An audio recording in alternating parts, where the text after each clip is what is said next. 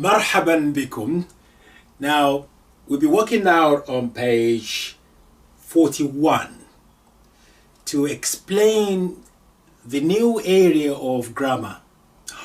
Grammar, now, don't panic. It's easy, inshallah, God willing. We make it easy. And it's called al-idafa, the genitive of possession. So far, you know how to say my book, your book, and his book, her book. That's also possessive construction. But now we're going to use two nouns. The first one belongs to the second noun. So in English, you say the teacher's book. In Arabic, it sounds like the book of the teacher. The book of the teacher. Let's illustrate this. Kitab. Kitab, that's a book. Muallim, a teacher. Muallim. Now, the book belongs to a teacher. Teacher's book. In Arabic, it's a book of a teacher. Book belongs to a teacher. Now, each of these now, we need to understand rules governing them so that you can use it properly and correctly. Kitab. When I say the teacher's book, that's kitab, that's book. It's not any book. It's not any longer any book. It's a book belongs to a teacher. So it's defined, meaning it's specific book we're talking about here. Not any book, not my book, not your book, not his book, not library's book. It's a book belongs to a teacher. So in this construction, the first noun is been defined by nature, by its existence now. It's defined now. So therefore, what's the implication of that? The implication is you are not allowed to attach L to the first noun because it's already been defined. And the L means the, another definition. So you cannot define a noun twice. So the first part cannot have L before it. Equally, you cannot put here the last letter of it two dhamma un, or two kesra in, or two fatha an, because those symbols, they are indicating that something is not defined, indefinite noun. So two rules governing this, the first noun, which belongs to another one. So no L, no nunation, no double haraka or vowel, no un, no in, no an. But as may be necessary, it can have u, which is your default. If there's nothing happening before it, as it is now, you put default, which is u. If there is an outside force working or something before it, which is forcing us to change that default, if necessary, if we have to change it to kesra, then it can only have one. If it's necessary that we have to put fatha, then it can only have a. So therefore, the first part of these two nouns, which is, this one is called mudaf. So I'm going to put the name in Arabic here. So it's called mudaf, which I'm going to write for you here. So mudaf,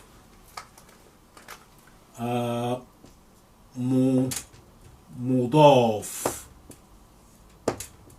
Mudaf meaning a noun which has been attributed to something else, to something or to somebody. So mudaf, that's the first part of this, what we call idafa construction, the genitive of possession. The rules governing it, as I said, no al, no nonation. It may have U as a default, or E if necessary, or A if necessary. Okay? The second rules governing this construction is nothing can be put in between them. They have to be absolutely next to each other. You cannot insert another thing, even anything at all. No noun, no adjective, nothing. You cannot insert anything here. Right, let's move to the second noun. The second noun, a teacher's book, meaning a book belongs to a teacher. The second noun doesn't come automatically defined. So therefore, you may choose to define it if you wish, if what you want to say requires that. But what's the case ending will be? What's haraka? The haraka, if that's the second noun, if it is singular, it has to be two kesra. You cannot put u, no u, or un, or an, or a on the last letter of the second noun. It has to be genitive. Hence, we have genitive. Genitive, in this case, the sign will be two kesra if it's not defined as it is now. So it becomes kitabu muallimin. As I mentioned, that it doesn't come defined, and you want to say a book belongs to the teacher, the teacher that you and I are familiar with. So you define it. You say kitabu al muallim, and because you define it already now, you have now defined the second noun as your choice. You cannot have double kesra anymore, because double kesra indicating that a noun is not defined. So therefore, you reduce it into a single kesra. Becomes now kitabul muallimi. If it's not defined, as I said before, you just say kitabul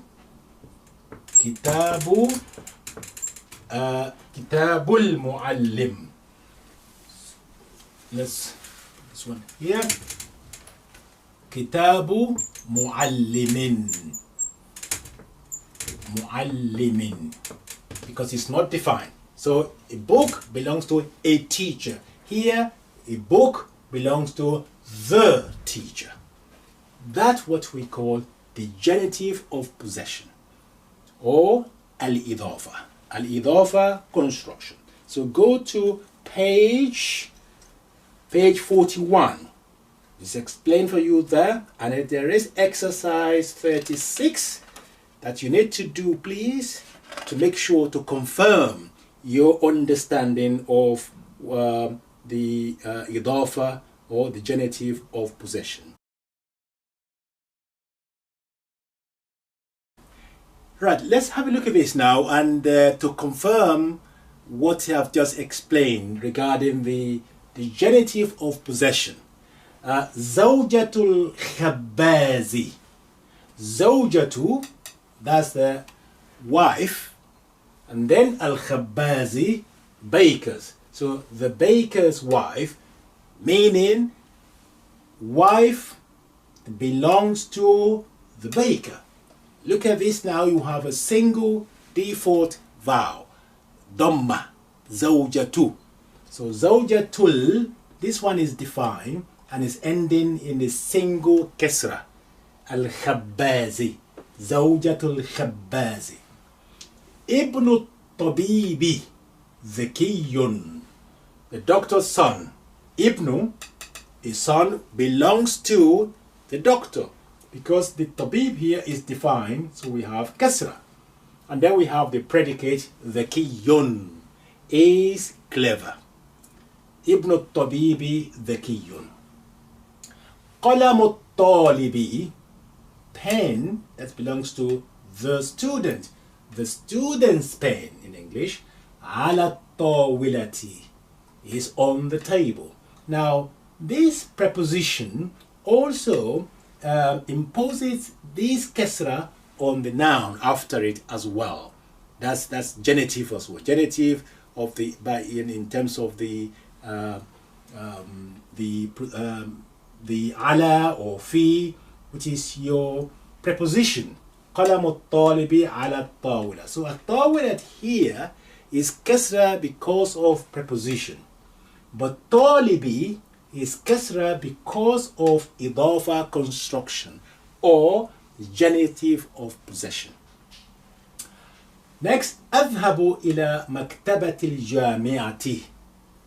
I am going. Remember, أذهب إلى مكتبتي. مكتبتي here, it is kasra because of إلى. It is your forcing this to be kasra. مكتبة الجامعة. الجامعة is a descript is your second noun of إضافة. مكتبة الجامعة. Library belongs to the university. So أذهب إلى مكتبة الجامعة. Preposition here and a preposition here. إلى مكتبة. Preposition making this to become kasra. As I said before, the first noun of idafa construction can be kasra if necessary. Here it is necessary. Ila, because it's already been defined by attributing it to the university, it cannot have two kasra. Al-Jami'at is always genitive. Is genitive kasra here because it's a defined noun. If there is no alif wa lam there, it will be ila maktabati jami'atin. And because we say the university, we can only use one kasra. Okay, so library of the university. Understand? يذهب طارق إلى مكتب المدير. Again, the same principle. You have preposition إلى, forcing us to put kasra here, and because it's defined, because it's been attributed to the head, the mudir, which is headmaster or head teachers or director, is defined now, and we have one kasra. Al-mudir is also defined with al, so one kasra. يذهب طارق إلى مكتب المدير. So please go to the book, page 41, 42, to do the exercises which relate to the genitive of possession. More related vocabulary to idafa construction or the genitive of possession. We're going to give you a series of vocab and then put it into sentences, inshallah. Right, let's quickly go through this reading practice as well. Armalatun, a widow. Armalun, a widower. Ala, on. Ila, to. Fi, in. Alayhi, on it, referring to something which is masculine. Ilayhi, to it, also referring to item or something which is masculine. Fihi, in it, again, it here is masculine. Madinatun, a town or city. Ailatun, family. Jinsiyatun, nationality. Wiladatun, birth. Baladun, a country. Makanun, a place. Iqamatun, residence. Haliyun, current, present. Halatun, status or condition. Mutallaqatun, divorced. Now let's put the previous vocab into some phrases or sentence now.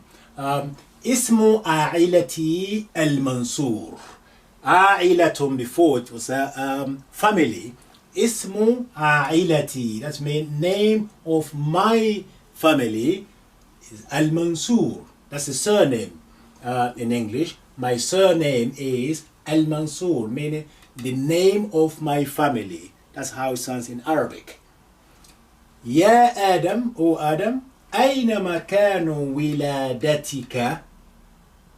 Adam, where is your place of birth? Now, Aina is where, Makanu is place. Place of, that's your idafa construction or genitive for possession. Hence you have the first noun has dhamma. The second noun ending kasra. This is the end of the second noun. Wiladatun becomes wiladati, and then ka as your. So Adam, where is your place of birth? Aina makanu wiladatika? Masmu ailatiki, ya Fatima. Oh Fatima, that's a female. Masmu, ma is what? Ismu, name. That's the first name or noun of this idafa construction. Name of family, yours. Ailati, that's kasra at the end of the second noun of the idafa construction. And then ki, this is the person you are speaking to. That is your pronoun. Damir muttasil. So, masmu ailatiki, ya Fatima. Ma baladu wiladatihi. What is his country of birth? Ma baladu wiladatihi. That he, that's the attached pronoun.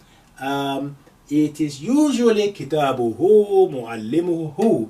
Because we have kasra here, the pronoun itself will get a kasra, we change to kasra. Ma baladu wiladatihi. You cannot say wiladatihu.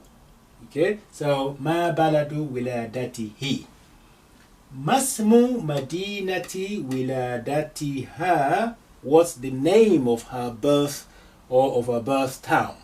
Ismu, ma is what? Ismu, name, Medina, that's a town or city. So city of or town of wiladatiha, her birth.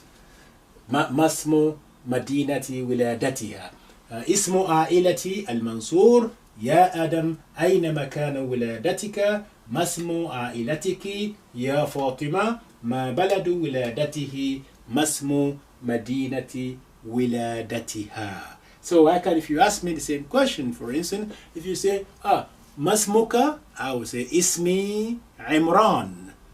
Right, Ismi Dr. Imran. Ismi Imran. My name is Imran. You can say, Masmu Ailatika. What's your surname? I will say, my surname is Alawiye. Alawiye. Ala Imran Alawiye. Then you can say Ma baladu wiladatika. What's your country of birth? I will say baladu wiladati or ismu baladi wiladati Nigeria. Ana min Nigeria. You can say masmu madinati wiladatika. What's the name of your birth town, your hometown, your home city? I can say ismu madinati wiladati Ogbomoso. Ogbomoso fi gharb Nigeria. Fi gharb Nigeria. I nearly say fi gharb London, because I've been living in London for so long, more than 33, 34 years. So Massimo Medinati Wiladatika, I would say Ismu Medinati Wiladati Ogbomoso. So Ismi Imran, Ismu Ailati Alawiye, Balad Wiladati Nigeria, Madinat Wiladati Ogbomoso fi Gharb Nigeria. So I hope you can use this as well to introduce yourself, and please do write to me in Arabic. Why not? Alright then, good luck. Please go to page 42 and 43. So we're going to display more usage for the vocabulary that you have learned. Right, this is your last item on this topic of idafa construction or genitive for possession. Here, just give you a clue of filling out a form. Usual questions. Al-ism, name. Ismul ailati, surname. Al-jinsiyya, al-jinsiyatu, nationality. Baladul wiladati, country of birth. Madinatul Wilada, town of birth or city of birth. Makadul Iqamatil Haliyu, the current place of residence. Al Halatul Zawjiyya, marital status. Al Wadhifatu, occupation. So just so if you see this in some form when you are heading towards the Middle East or Cairo or wherever it may be, so you may notice this element, and it's fully is there for you on page 43 and 44, 45, 46. The whole lot is there, and all the exercises as well. Please, لو سمحت من فضلكم, please do your exercise. The exercises are really important to confirm and to establish a firm grip on this topic, because inshallah once we finish this book there will be other items coming inshallah. We have Gateway to Arabic, book 3, book 4, book 5, book 6, book 7, and so many other projects that I have for you to make sure that together inshallah you will get there and you'll be fluent in Arabic inshallah, God willing. So good luck. So please do your exercise for me. So far, the exercise that you have to do is all the way to exercise 42 on page 50. So we're now on page 50 and 51. So next time I see you, we will start slightly new topic as well, which has relation to a verb. So good luck. مع السلامة. في أمان الله. إلى اللقاء.